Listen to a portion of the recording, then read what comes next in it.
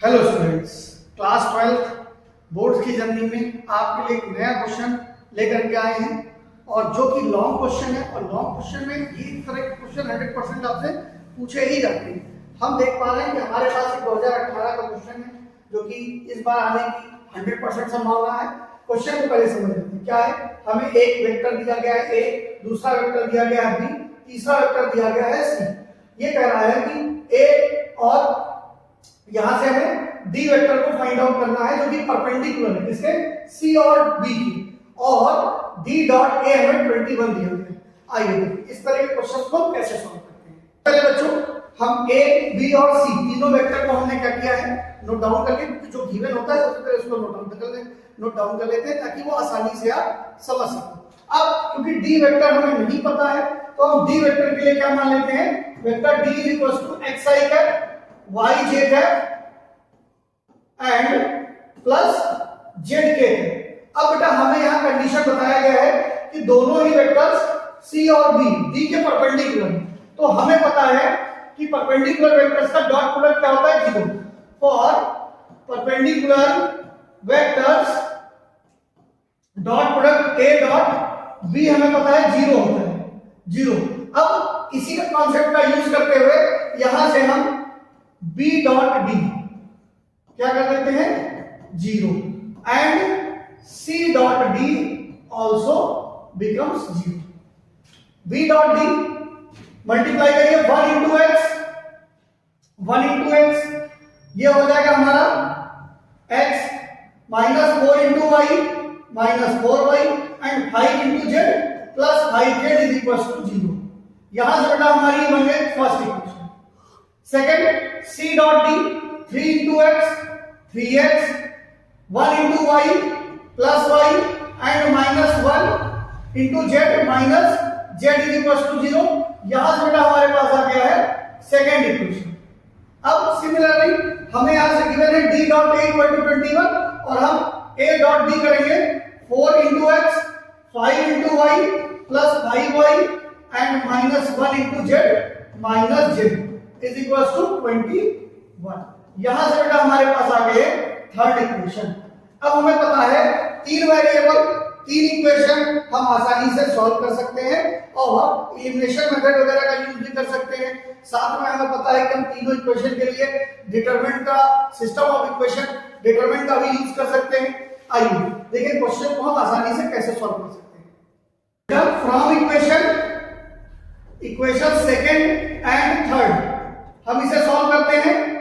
3x plus y minus z is equal to 0 and 4x plus 5y minus z is equal to 21। इस equation को बेटा हम क्या करेंगे, सब्ट्रैक्ट करेंगे। सब्ट्रैक्ट करने से हमें एक इक्वेशन मिल जाएगी। यहां z z कैंसिल हो जाएगा, ये आ जाएगा minus x minus 4y is equal to minus 20। Minus common लेंगे, इक्वेशन हो जाएगी x plus 4y is equal to 21। और ये हमारी इक्वेशन हो गई कैपिटल A से हमने इस इक्वेशन को डिनोट कर दिया। सिमिलरली बेटा यहां पर हम क्या करते हैं, similarly from equation first and second हम क्या करते हैं, यहां पर लिखते हैं x minus 4y plus 5z is equal to 0। Second equation में 5 से मल्टीप्लाई कर देते हैं तो ये हो जाएगा बेटा 15x plus 5y minus 5z is equal to 0। इसे भी सॉल्व करते हैं, इसे क्या कर देते हैं, ऐड कर देते हैं। ऐड करेंगे बेटा यहां फिर से 5z कैंसिल और इक्वेशन हमारी हो जाएगी 16x plus y equal to 0। ठीक है बेटा, यहां से y की वैल्यू हमारे पास आ चुकी है minus 16x equal to y। ये हमारी बन गई, या हमें यहां पर सेकंड इक्वेशन बना लेते हैं 16 minus 16x plus y equal to 0। ये हमारी हो गई सेकंड इक्वेशन b। अब बेटा हम a और b की यूज करते हुए x और y को सॉल्व कर सकते हैं और आसानी से क्वेश्चन x और y की वैल्यू निकाल सकते हैं। और b इक्वेशन को लिख लिया है, b इक्वेशन को हमने 4 से मल्टीप्लाई किया है। अब जब इसे सब्ट्रैक्ट करेंगे 4y कैंसिल हो जाएगा और यहां पर आ जाएगा हमारे पास -63x और बेटा यहाँ जाएगा हमारे पास 21 3 जा 63 होता है। x की वैल्यू बेटा यहाँ से आ जाएगी -1। एक बार x की वैल्यू बेटा हमें मिल चुकी है तो हम y की वैल्यू लिख सकते हैं -16 into -1 from equation b। y की वैल्यू बेटा हमारे पास आ जाएगी 16/3। y और x हमारे पास आ चुके हैं, हम कैलकुलेट करेंगे फर्स्ट इक्वेशन या सेकंड इक्वेशन किसी में रख करके हम सॉल्व करेंगे और हमें z भी मिल जाएगा। आइए देखें 3x की वैल्यू बेटा है -1/3 plus y plus 16/3 and minus z is equal to 0। यहां पर बेटा आ रहा है हमारे पास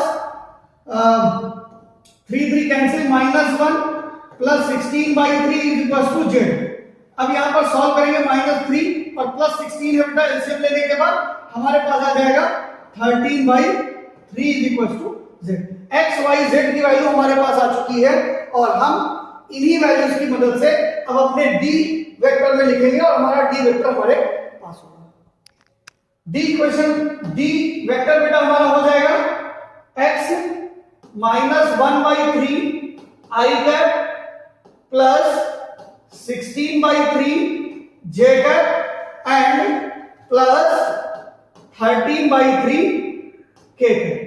आसानी से हमने d वेक्टर अपना कैलकुलेट कर लिया है। ये लॉन्ग क्वेश्चन में बेटा आया है 5 नंबर में। आपको 5 नंबर का क्वेश्चन लॉन्ग मेथड अच्छे से ही करना है। इसी टाइप के और क्वेश्चंस करते रहिए। ऐसे ही अच्छे वीडियोस आपके साथ हम शेयर करते रहेंगे, आपकी जर्नी को और बेहतर बनाएंगे। आप हमें सब्सक्राइब करिए, अपने उन दोस्तों के साथ शेयर करिए जो इस साल बोर्ड का एग्जाम देने जा रहे हैं, ताकि उन्हें भी हमारी वीडियो से मदद मिल सके और वो अच्छे बोर्ड में मार्क्स गेन कर सके।